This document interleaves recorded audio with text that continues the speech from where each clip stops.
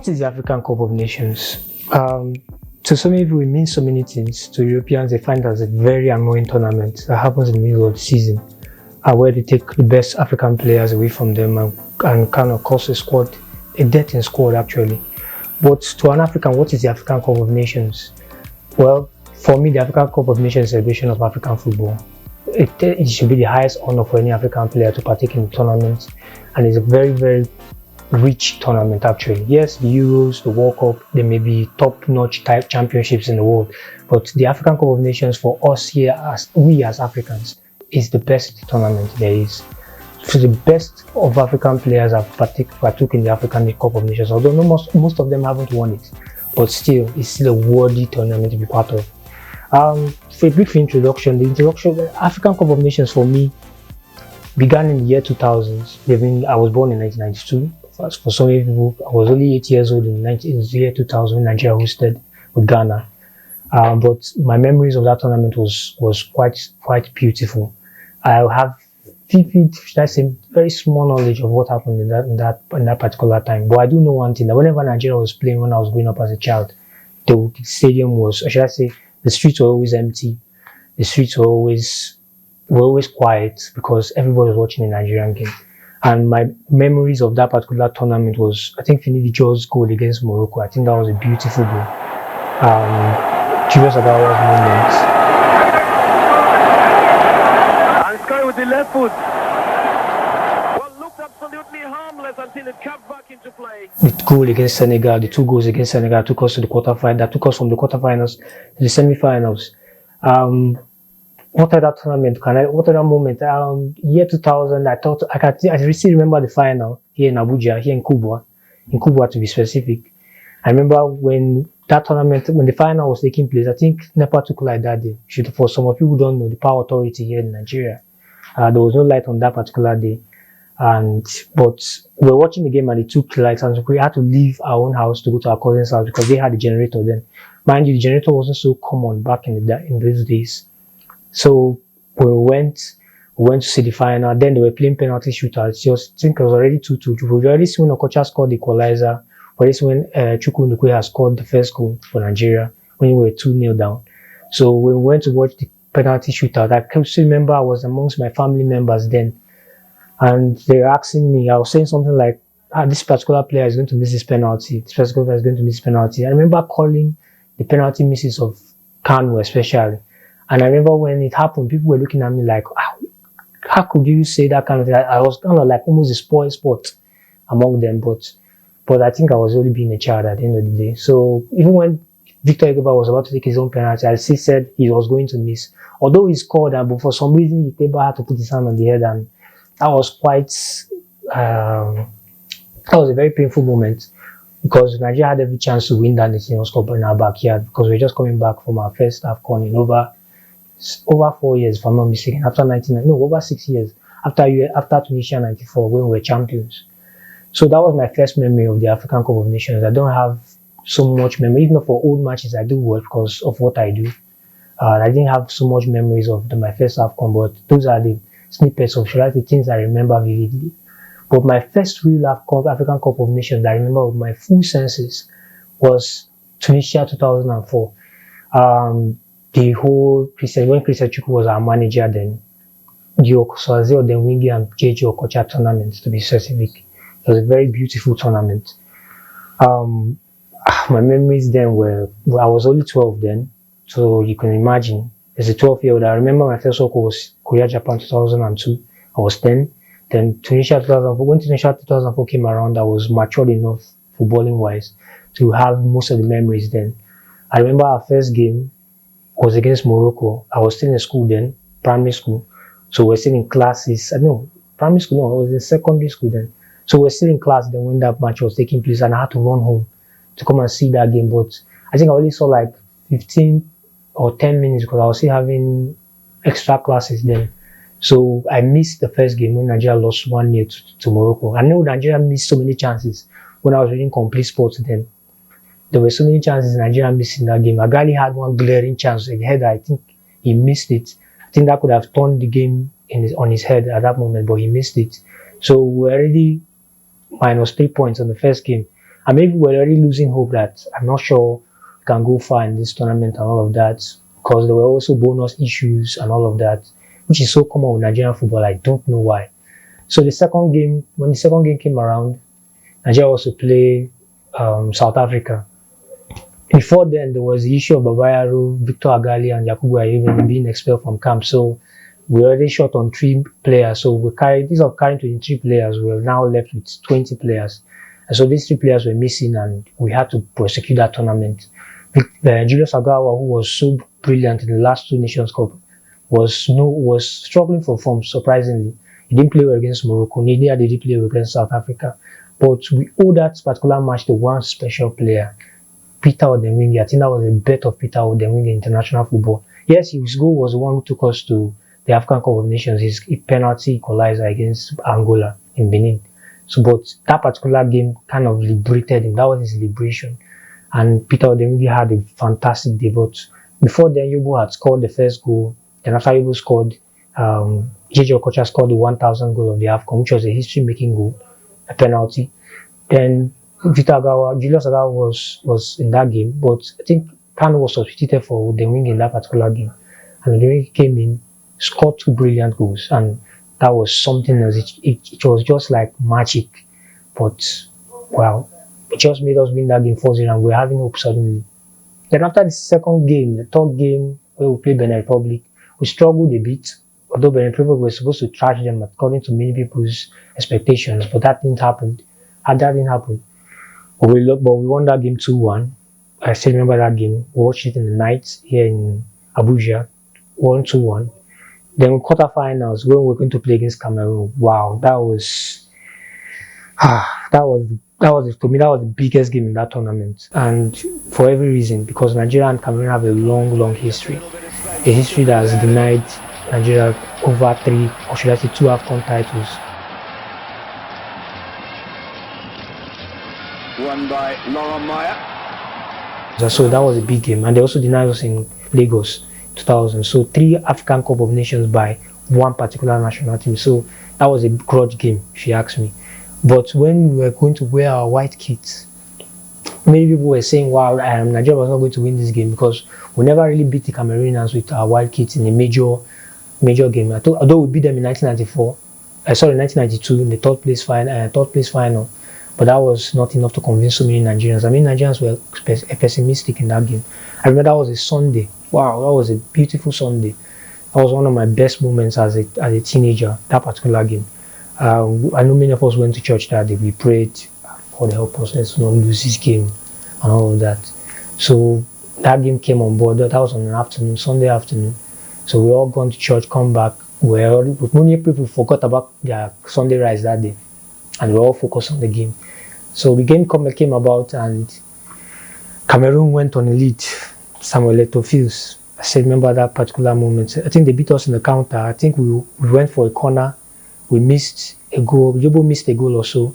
So on the counter, they caught us. Samuel Eto'o was one-on-one with Eyama after he had beaten Isaac Okoronkwo. Beat Eyama, slotted past Eyama. It was 1-0, and I remember that cutting of his body parts by Cameroonian players as a goal celebration. Wow, that was, many people were fearing for the worst, that maybe we're not going to win that game and all of that. But within seconds to the end of the first half, Nigeria had one unusual moment, a free kick. Although if you look at it, maybe many people will say they didn't deserve that free kick, but that was a game-changing moment. And who else was going to take the free kick if not JJ Okocha? And he just stepped up, I think from 25 yards. I remember Stephen Keshi was a commentary duty that day, was willing JJ to score. Was saying, could he score, could he do this and all of that. So JJ was about to take the free kick at that moment, and boom, it went in. Idris Kanemi couldn't do anything about it. He just looked and was stunned, and the ball went in. But you can remember then JJ was at the top of his form, at top of his game at that point, because weeks leading to that tournament, he already scored a free kick against Aston Villa, a blockbuster from over 35 yards, if not 30 yards, that nobody expected. That was a course of, or should I say, that was a course study in the Bolton University for defying physics. So when he scored that goal, it was not really a surprise to a few of us, but it was a liberating moment. And I still remember then as a 12-year-old, I was on my knees and I was shouting, "Yes, he has scored! JJ has scored! JJ has scored!" And we had hope in that game, and that was the end of the first half. So the second half came around, Nigeria went on the attack, Cameroon were attacking. Then we had that moment, the John Otaka moment. Garba took the ball from the midfield. I think he passed it to Kanu. Kanu chested it, just turned and just released, and Otaka was on the run. Otaka went beat two Cameroonian defenders who were chasing him, and it was one-on-one with Kanemi and just slotted past Kanemi. He hit the post and went in. If that ball had not hit the post, I do wonder what would have happened in that particular game. But that notwithstanding, we're 2-1 up, and there was hope, confidence brimming. But they now brought in Pius in DFE, Cameroon. That particular guy was a problem in those early 2000s. Whenever he came on for Cameroon, he always caused the opposing defenders issues. He came in, threatened and all of that, but Nigeria hung in there and we won 2-1. That was like, yes, we are finally beating our worst enemy. We're finally beating our arch rivals. And finally, there was confidence and there was hope in that particular team. Considering that team had 3 players missing on who had been disbanded from camp. So, but we went in against Tunisia. Tunisia was intimidating, I must admit. We were not only playing against 11 men, we were playing against the whole country. Yes, 60,000 at the Olympic Radek Stadium. After we'd been doing well at Monastir, we had to change our stadium to the Radek Stadium. An intimidating atmosphere. I still remember that particular game. While we were filing out, they didn't play our national anthem. They played something else that day. And that, I think that kind of demoralized our players. But when the game went in, we were exchanging blows here and there. Then we had a penalty. We had a penalty when Kanu was fouled in the box by Radi Jaidi. I still remember that moment. It was fouled by Radi Jaidi and we were given a penalty, and Peter Odemwingie was, not Peter Odemwingie, JJ Okocha was to take the penalty. He had to even take it twice because the first time he took it, there was an infringement, so he took it the second time. في 18 دخلوا في 18 بومنيجل يعني مسكها ثم ضيعها. منتصف الشوط الثاني كورة للمنتخب النيجيري. صراحة لم تفعل شيء نيجيريا، لم تفعل شيء، لكن هذه كرة القدم. إذا هذه الكرة للمنتخب النيجيري عن طريق جي أوكوشا. يلعب الكرة، أوكوشا يتقدم هذه المرة ويسجل الهدف الأول. 1-0 لنيجيريا، 1-0 لنيجيريا. إذا في 21 دقيقة ضد مجرى اللعب، ضد اتجاه لعب، ضد فريق يلعب، ضد فريق يقاتل، ضد فريق يلعب بروح. نيجيريا تسجل الهدف الأول. وعلى فكرة أول مرة في البطولة المنتخب التونسي 2006, 2008, 2010, 2013, which we won. But after 2004, 2006, we ought to have won that tournament. But for some reason, I think we lost it when we started Kanu in that game against Ivory Coast. Kanu was always a substitute in that 2006 tournament. But when we started it was different. And I think that's what made me see blame Aguavon for that change. Funny enough, he's a coach now. So I hope he has learned from his mistakes going into 2022. But he was a coach then, and Kanu started that game against Ivory Coast. We lost it. When we brought in the likes of Makinwa, Usofo, Kocha, and second half Agawa. Yeah. No, we brought in Agawa, Usofo. No, Usofo started that game, sorry. We brought in Makinwa, Agawa, and Okocha. I think we were giving Ivory Coast a run for their money, but it was a little too late, I guess. And we lost it. I still remember running from secondary school then. We just did extra lesson. I was running from school to watch that particular game because the game was on at the moment. And I knew that it was already going to the end of the second half. I ran to watch that game. I saw the highlights when Drogba scored against us. I hated the Drogba then as a teenager. He gave me so many bad memories. Especially as a Liverpool fan. So he always found a way of scoring against Liverpool. So, and Chelsea fans didn't always found a way of rubbing it into me. So Drogba scoring against us, that was like insult upon injury, and I I felt so bad that day. But that notwithstanding, I ran home that day and I managed to see about 25 or should I say 20 minutes of that game. We lost it, and that was like the end of it. And our heartbreak on our third place finish. Just felt as if we were always destined for third place. 2002 third place, 2004 third place, 2006 third place. How about third place? So 2008 we had the worst AFCON, man. The Vokes was a disaster. And so 2010, Shaiwo Amadu couldn't do much, came third again. But 2013, nobody gave Sinikeshi a chance and he did the impossible. Winning it with one of the least talented, I have to say, least talented Nigerian squads of all time. But he found a way of winning the AFCON, and kudos to the man. The man was a great man as a person, as a player, and he even became a greater person as a coach. And may so rest in peace, even though he's no more with us. But Sinikeshi was an icon, and that Nations Cup triumph in South Africa was amazing. It was really, really amazing. From the first game to the last game, first game was so convincing against Burkina Faso. We found a way of seeing off the opponent in the final, and we won it. Sunday Mba, can't forget Sunday Mba. Every Sunday, he had the moments to give Nigerians, and Nigerians were so looking forward to every Sunday, like it was planned or something. But we had so many good times in the AFCON, and it was a shame we couldn't go to 2015 and 2017. But now here we are, 2022. We are having issues with players now. We've replaced like 4 players in the last 24 hours.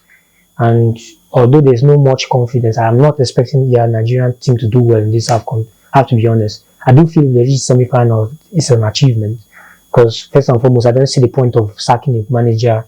You extended his contract how many months ago?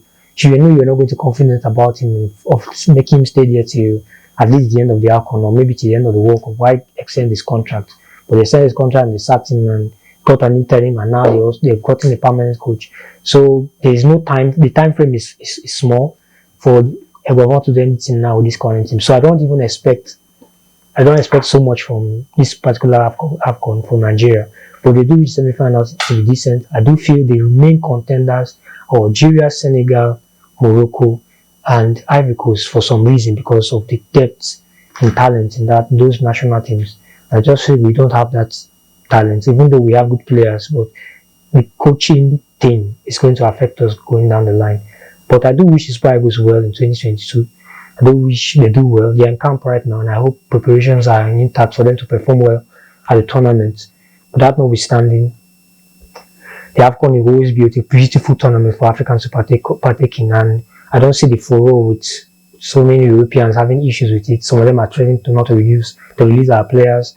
I mean, as finding one other reason whatsoever, like saying Osimhen now has COVID.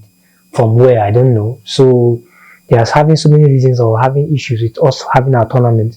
But meanwhile, they are having a World Cup in November. You can see the irony, the hypocrisy.